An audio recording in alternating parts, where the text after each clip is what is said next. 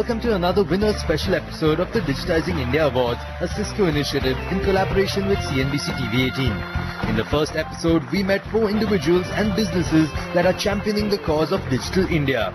In this episode, we meet the remaining 6 winners who have made a mark for themselves in their pursuit of digitizing India. Uber, the online transportation company, took home the honors in the category Digital Innovations in E-commerce and Startups.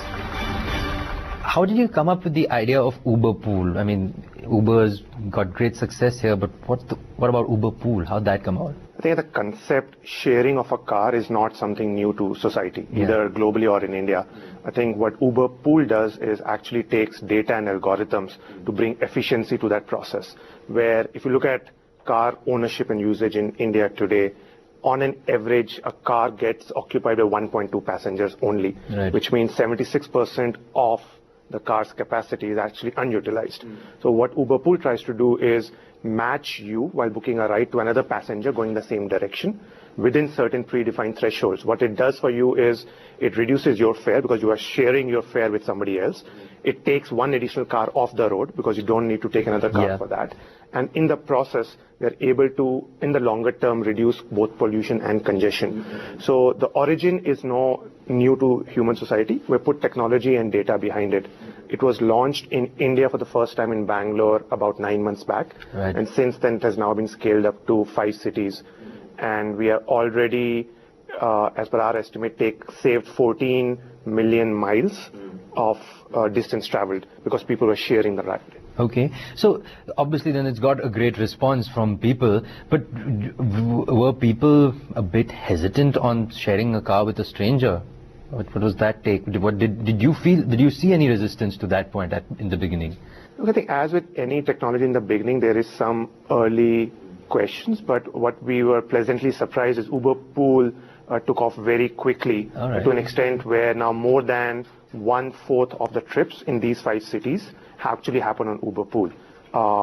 It's the proposition which folks can relate to very easily because it also brings affordability and it also enables a good complementarity to the last mile of public infrastructure. A lot of our Uber Pool trips originate and end at public transport points, for example, metro stations. Okay, last question. What's happening on the motorcycle bit, Uber motorcycles? I think we are very excited about potential of providing on-demand transportation on 2 wheels because given Indian traffic conditions, a motorbike service does 2 things. One is it's able to cut through traffic much faster. It's a much faster service, and more importantly, it's an even more affordable service.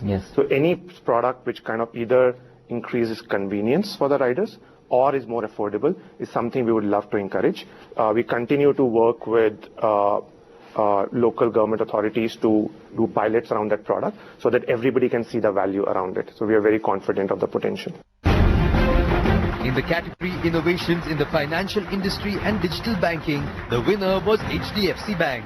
They are the first retail lender to completely automate the process of loan application and disbursement, offering a personal loan in 10 seconds on net banking and through ATMs.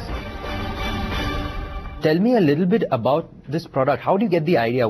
How do you think of like a 10-second loan? I mean, that sounds almost like impossible. When we started this whole journey, the whole concept was how simple can be made for the customer and not just think like a banker. So when you have that as the foundation philosophy, so you got to revamp your entire processes, you got to have technology that enables. So you got to connect all the dots of the processes so that the customer, when he accesses the loan, he could get it 24 hours by 7, any day, any time, sitting in your house, at your comfort, at your time, at a click. And within 10 seconds, the money gets transferred to your account if you're banking with HDFC Bank. And I believe so this loan is available on net banking as well as at ATMs. So was it a conscious decision to go offer this at an ATM? No, we started off with net banking and then we realized there's a huge comfort which customers had at the ATM. Because if you look at the ATMs, fundamentally customers are very comfortable withdrawing cash. So it's a very important touch point of the customer. And a whole lot of customers use it outside of banking hours as well. So if the philosophy is you want to empower the customer, which is all your Digital India's cornerstone, right? You want to empower your customers. So if you want to empower your customers at HDFC Bank, it's important to empower them beyond banking hours as well. And empower them on a lending product, which I believe, if I'm not mistaken, could be the first or made in India kind of an innovation product at HDFC Bank. He can actually outside banking hours. So 35% of my transactions are happening outside of banking hours when the branches are shut. Okay, all right. So that's itself gives you a sense of the scale. Are you seeing a very strong positive response from your customers as opposed to a normal loan of actually a person walking physically into your branch and sitting across the table and getting a loan? We're seeing an overwhelming delighted customer. I think that's the biggest takeaway. He's feeling empowered. He's feeling that he can decide the loan amount, he can decide when he wants to take, and he doesn't need to provide multiple income documents. Because he banks with HDFC Bank, we, through advanced analytics and our processes, we are able to understand through his transaction how creditworthy he is. Okay. So once you have that sense, so if you're banking with the bank as a primary banker, there's a very high possibility that you'll get this loan. Okay. Right. And you can avail of it at your convenience. So a lot of analytics and big data coming into play there to help you on the back end. And of course our very strong risk analytics. So you have customer information as well as fair amount of understanding on risk coupled with it, and of course technology that enables it. Just your last, maybe some learnings from this, or just a last message that you would like to leave on this thought of digital innovation that you're doing here through this. I think like I started off, I think fundamentally all digital innovations, one of the key insights that's coming to us is you've got to keep customer right at the center if you want to get it right. So all your innovation, insights, inspiration has to be keeping customer in mind, and you can't lose sight of that. And it has to be extremely simple for the customer. And any dilution there, you won't see the same rate of takeoff for the business. On that note, it's time for a short break. On the other side, we meet two more winners of the Digitizing India Awards.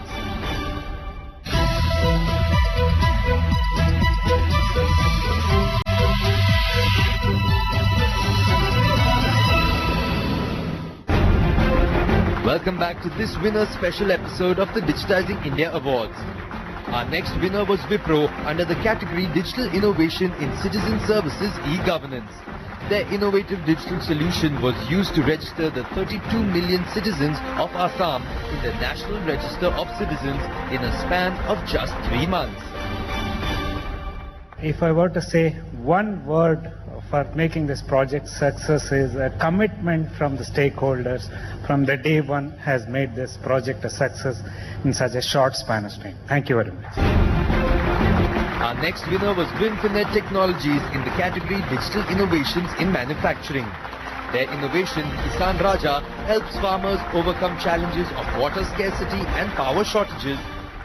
You know, when you started this initiative with the farmers at the grassroots level, how was their initial reaction? Was they open to it, or did it take some time for them to accept this innovation? So to briefly, talk about it, I come from farming family myself. So I'm a customer for my product. So I exactly know what a farmer wants. And to make it pretty simple for farmers, we chose to develop the product in local language IVRS. Okay. So our product offers a local language IVRS on the device itself to start with. And it informs the farmer as soon as power is available in his local language. And he's given options to start his pump, put the pump in timer mode or something like that. Okay. Right? And he was easily adopting it. But over the time when we, spread across the geographies, and then there are like different accent of a particular native language. So we kind of, started learning those things and developing it. It was like adaptation was pretty easy that way. Only thing we need to create awareness across the country to reach further. Okay, great. And what are your learnings from this journey so far? I mean, what were some of the hurdles that you had to overcome, and what were some of the high points? India is such a huge country, and it has 6,25,000 villages or so. And then, creating awareness across all these villages is pretty challenging thing, right? once we take this product to the rural village, usability and making them adapted, right? And so initially accepting it to use, they think that's high-tech product, so we may not be able to easily understand it and things like that, right? So training them was a little challenge with a limited team that we had.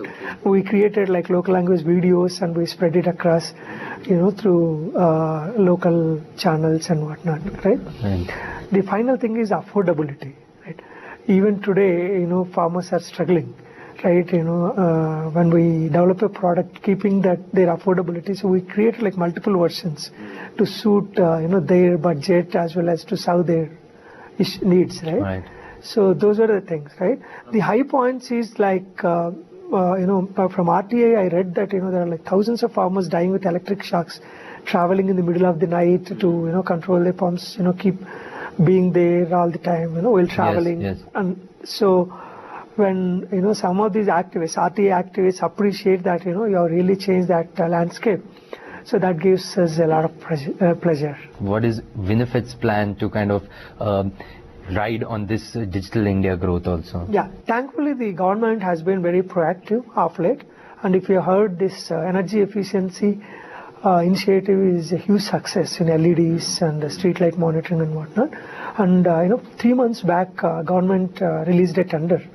A couple of states across the country, and they wanted to really, provide all the farmers with smart pumps, which can save 25 to 30% of the energy that's available, right? That's given. So we are actually partnering with, this ESL initiative to scale. Like they are very optimistic about providing the smart pumps for 21 million farmers, in next 5 to 6 years. Yeah. Fantastic. So we are optimistic about scaling and then making Internet of Pumps a success. With that, it's time for another break. On the other side, the final 2 winners of the Digitizing India Awards, a Cisco initiative in collaboration with CNBCTV18.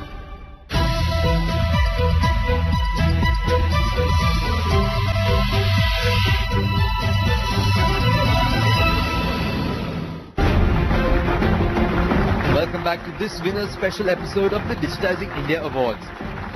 In our penultimate category, Digital Innovations in Enterprise, the winner was MoserBaer. How did this idea come up? Let's LED. How did you think of getting an app up which was looking at LEDs? Energy saved is energy generated. In 2014, it was all about getting LED into the LED market. So that's where Mr. Deepak Puri, who is the chairman of the organization, said, look, it's not about the LED, but it's about the right LED. So how does a consumer go across and get the right LED? For you and me as a common person, we just enter into a shop and say, give me a 9-watt LED. Is it what we need? Is something which we didn't know. So that's what this app does. It helps the user decide what is the right wattage, whether you need a cold or a warm LED bulb. It decides according to your furniture and the entire room or the commercial or residential. So that's where the idea generated that you need a right LED which helps you save the energy, not just consume more energy.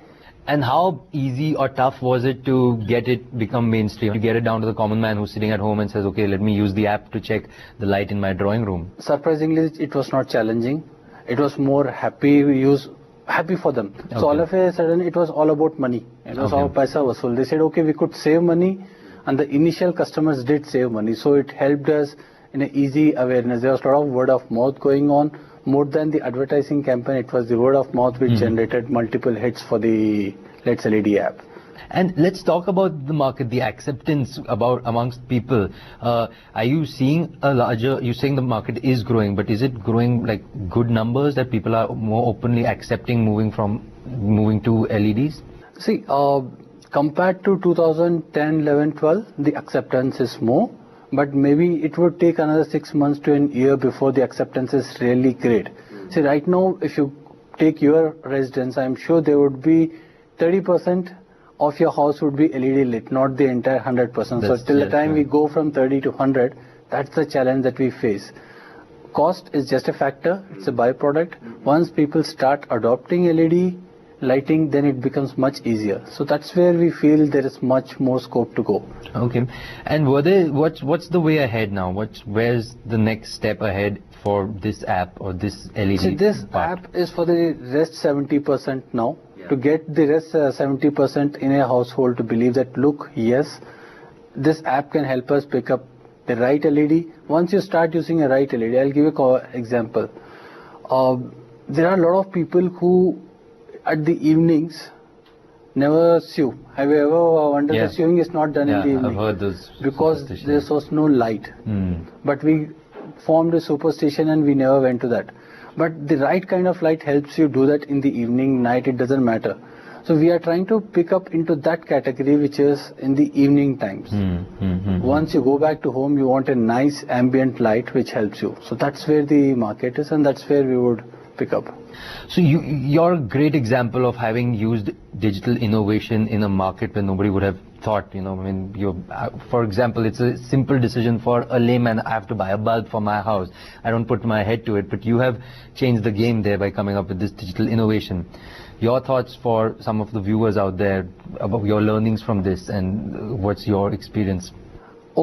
I would tell the users to go across and start using the digital platform because there is nothing even to book a flight we compare. So when you have to buy a LED, you should use the app. Helps you pick up the right LED. It doesn't say buy an LED, MoserBaer LED. It says buy the right LED of this wattage. So that's where the app does the trick.